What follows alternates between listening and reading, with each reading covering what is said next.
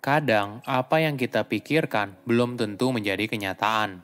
Halo semuanya, nama saya Michael. Selamat datang di channel saya, Sikutu Buku. Kali ini, saya akan membahas kisah inspiratif dari Subway, perusahaan fast food yang berkembang paling cepat di dunia. Awalnya Subway didirikan oleh anak 17 tahun untuk mengumpulkan biaya kuliah. Namun nasib berkata lain, toko sandwichnya sangat ramai dan akhirnya berkembang dengan pesat. Pada tahun 1990-an, Subway sempat hadir di Indonesia, namun tutup pada awal 2000-an. Kini, Subway beneran akan hadir di Indonesia. Sebelum kita mulai, saya mau mengucapkan terima kasih buat Fadli Ahmad dan Dete yang sudah memberikan 10 es krim stroberi. Terima kasih juga buat dukungan kalian yang sudah memberikan puluhan es krim stroberi. Buat kalian yang mau dukung Sikutu Buku, kalian bisa kirim es krim stroberi mulai dari 9.900 saja. Info lengkap ada di kolom komentar ya.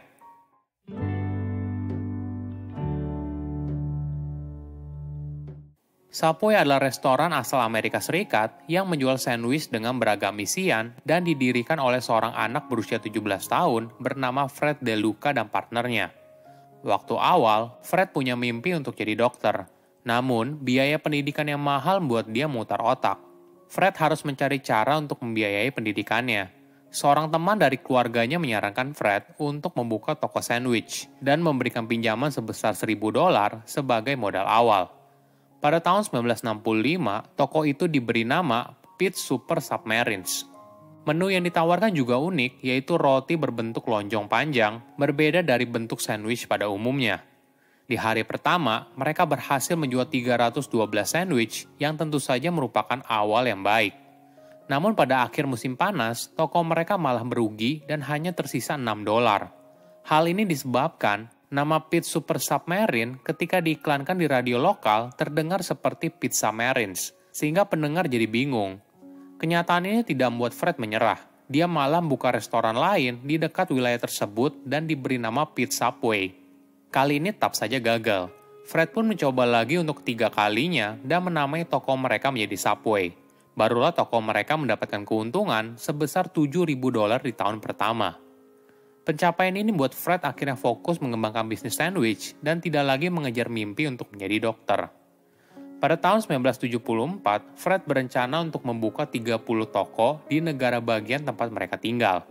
Namun 10 tahun berselang, Subway hanya berhasil membuka 16 toko di Connecticut. Fred kesulitan untuk menjaga kualitas di seluruh tokonya, hingga kemudian dia sadar dia harus menggunakan sistem waralaba jika ingin Subway berkembang dengan cepat. Fred lalu berusaha membujuk temannya untuk buka waralaba Subway pertama. Dari situ, mereka berhasil membuka 14 toko tambahan dengan menggunakan sistem waralaba. Dia punya 3 prinsip dalam menjalankan Subway. Pertama, selalu berikan pelayanan terbaik bagi konsumen. Kedua, menyediakan makanan berkualitas tinggi dengan harga yang terjangkau.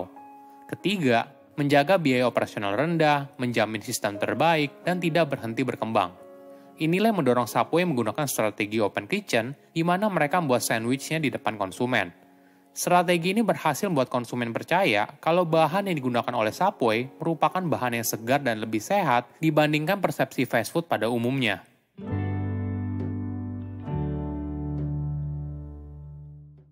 Perusahaannya terus berkembang hingga pada tahun 1984, Subway berhasil membuka toko di Bahrain yang merupakan toko pertama yang berada di luar negeri.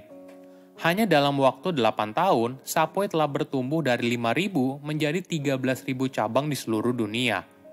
Salah satu kesuksesan dari Subway mungkin berasal dari teknik marketing yang menyesuaikan dengan perkembangan tren.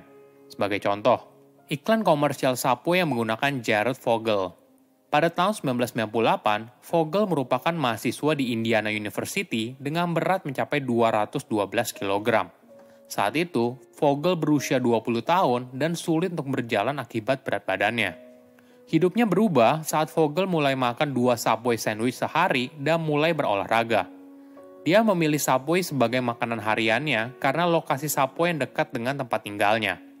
Dalam waktu 11 bulan, Vogel berhasil turun hingga 122 kg, hampir setengah berat badan awalnya. Keberhasilan Vogel membuat semua orang terpana. Bahkan profil dirinya berhasil dipublikasikan di majalah Men's Health. Artikel ini lalu dilihat oleh salah satu pemilik franchise dari Subway yang meneruskannya ke kantor pusat Subway. Hingga pada tahun 2000, Vogel tampil perdana menjadi bintang iklan dari Subway. Kisah Vogel ternyata berdampak besar bagi penjualan Subway. Citra kalau restoran cepat saji hanya menyajikan makanan yang tidak sehat seketika berubah. Subway berhasil membuktikan kalau produk yang dijual fokus pada bahan yang fresh dan lebih sehat, sehingga ini yang membedakan Subway dengan restoran cepat saji yang lain. Maklum saja, saat itu di Amerika Serikat, isu soal obesitas sangat hangat dan banyak orang mulai terpacu untuk mulai berolahraga dan menjalani gaya hidup yang lebih sehat. Di tahun berikutnya, Subway mulai menggunakan tema ini untuk strategi pemasarannya, yaitu menampilkan beberapa kisah sukses orang yang berhasil menurunkan berat badan berkat konsumsi sandwich yang dijual oleh Subway. Strategi ini sangat sukses hingga Subway menghabiskan waktu hingga 2 dekade bekerja sama dengan Vogel untuk mempromosikan mereknya. Kisah Vogel bisa sangat berhasil karena terasa begitu nyata dan konsumen melihat Vogel sebagai seorang yang dekat dengan mereka. Sekarang, Subway telah tersedia di lebih dari 40.000 gerai yang terletak di 100 negara di dunia. Jika kamu sering nonton film drama Korea, pasti kamu sering lihat kemunculan Subway sandwich di berbagai adegan, misalnya di film Goblin, Descendant of the Sun, dan sebagainya. Fenomena ini terjadi karena regulasi iklan TV di Korea Selatan. Jeda iklan tidak lagi selama program berlangsung, jadi satu-satunya cara program televisi menghasilkan uang dari iklan yaitu melalui penempatan produk di dalam acaranya. Ketika drama Korea semakin banyak dinikmati di luar negeri termasuk Indonesia, jumlah orang yang menjadi sasaran dari iklan tersebut meningkat secara bersamaan.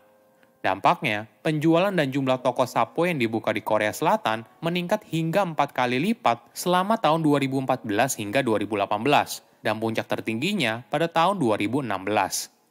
Buat yang belum tahu, Subway berencana untuk membuka kembali toko mereka di Indonesia pada kuartal keempat 2021. Pada tahun 1990-an, Subway sempat hadir di Indonesia, namun tutup pada awal tahun 2000-an. Dikutip dari CNBC Indonesia, pengamat retail Yongki Susilo berpendapat, dulu Subway sempat hengkang dari Indonesia karena timingnya yang kurang tepat. Pasar kelas menengah di Indonesia baru terbentuk pertengahan dekade 2000-an. Ternyata bukan cuma Subway yang kembali lagi, Burger King dan Yoshinoya yang juga sempat buka di Indonesia, namun tutup saat krisis moneter tahun 1998. Namun, setelah pasar kelas menengah tumbuh pesat, gerai cepat saji ini tumbuh dengan pesat. Mungkin tantangan utama yang akan dihadapi Subway adalah mayoritas orang Indonesia tidak terbiasa makan roti setiap harinya. Beda dengan budaya di luar negeri khususnya di negara barat. Bahkan ada anggapan kalau belum makan namanya apabila belum makan nasi. Sebelum Subway akan hadir kembali di Indonesia, saat ini sudah ada kompetitor sandwich. Namun tetap saja belum bisa merajai restoran cepat saji di Indonesia. Ini merupakan tantangan yang mungkin dihadapi oleh Subway. Namun di sisi lain, masyarakat menganggap roti sebagai camilan. Jadi, apabila mereka jenuh dengan menu makanan sehari-hari, misalnya nasi ayam, nasi sapi, dan sebagainya, sandwich bisa menjadi menu pilihan yang menarik. Apalagi, Subway punya posisi sebagai gerai makanan cepat saji yang lebih sehat. Ini tentunya bisa jadi poin plus yang menarik. Apa yang kita impikan tidak selalu menjadi kenyataan, namun kita bisa mengubahnya menjadi masa depan yang lebih baik. Silahkan komen di kolom komentar pelajaran apa yang kalian dapat ketika tahu informasi ini. Selain itu, komen juga mau tahu informasi apa lagi yang saya review di video berikutnya. Saya undur diri, jangan lupa subscribe channel YouTube Sikutu Buku. Bye-bye.